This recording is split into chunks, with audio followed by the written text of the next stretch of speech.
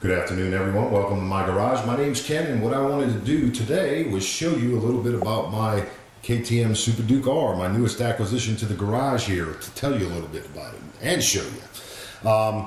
I've been doing some heavy modification to this bike over the last 2 days, and pretty much done with it as far as adding stuff and removing stuff. The bike has got the FMF Apex titanium exhaust installed.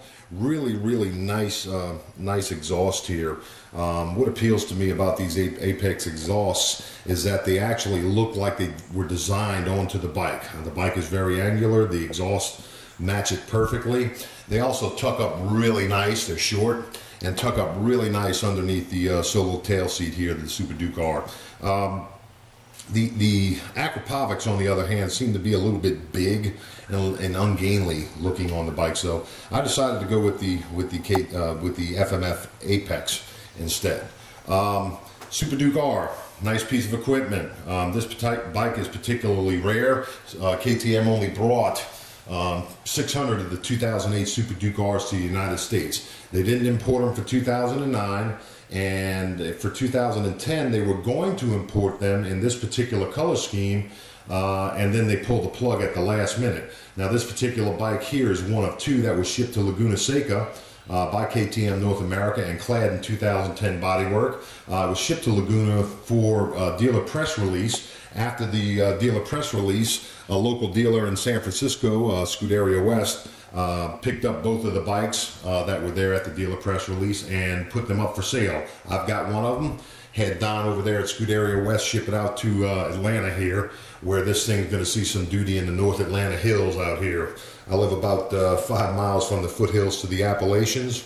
We've got some of the best motorcycling roads out here in the country. So I certainly will use it. And I'm looking forward to getting to spend some more time on the bike.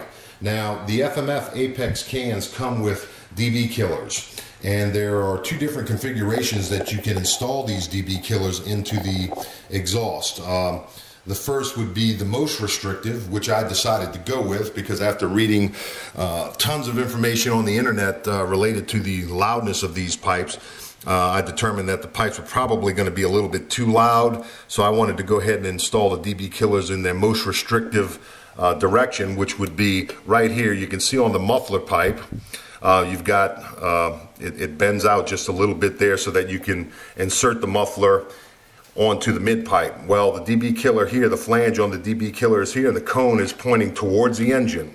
That's going to be the same on this side as well. The pipes are pretty loud, even with the most restrictive DB killer installation. I'm glad I installed them that way. I don't care about noise, you know, I'm fine with it, but I live in a pretty decent area here and don't want to irritate the neighbors. It is in fact still loud. I would recommend you try it with the DB killers installed the same direction I have them before you make a decision on whether you want to run the bike open pipe or not. That's pretty much what it is open pipe if you don't. The other reason I went with the most restrictive installation on the DB killers is that I wanted to give a little bit of back pressure to this exhaust. If you get up underneath the bike here, you can see this Aquapovic factory header is pretty big. That's a huge header. Let me see if I can give you something in here for scale. See my finger?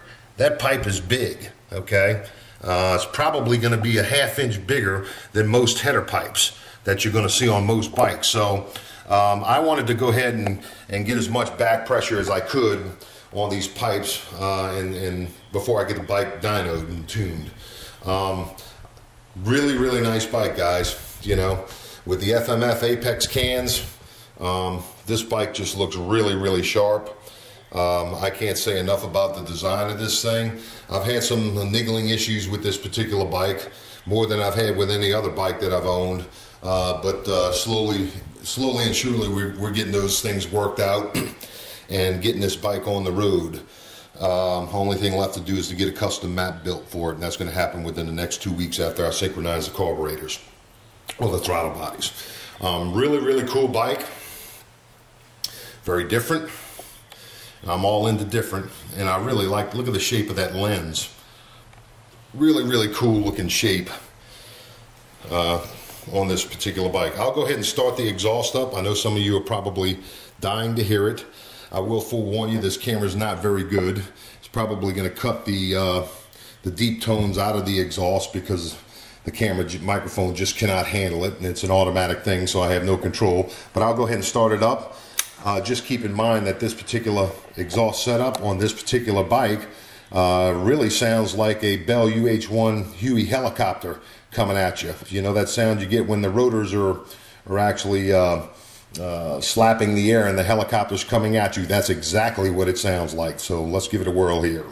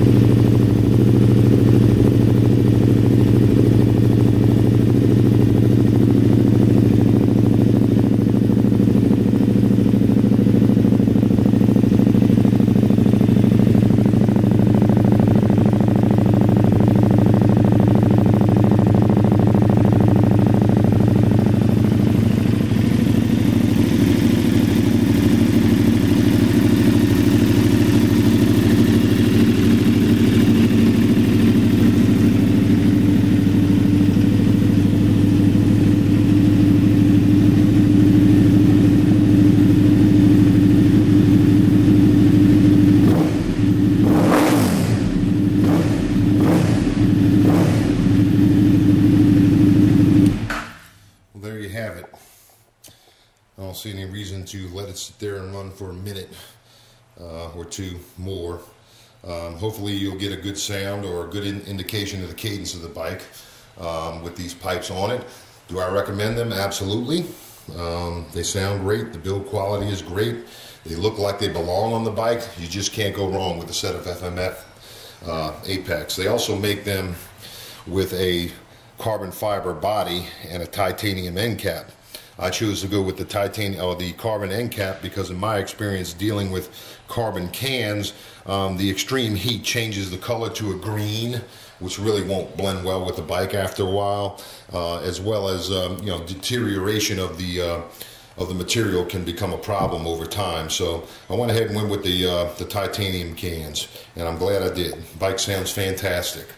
I'd like to give a big shout out to the guys over at Superduke.net. Some of the things that I did to this bike, got my information from their website. They have a fantastic website. If you own a Superduke, I would recommend you look them up. That's Superduke.net.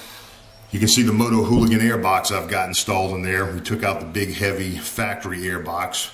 I've got the temperature sensors and all that stuff still hooked up. Secondary air system's been removed.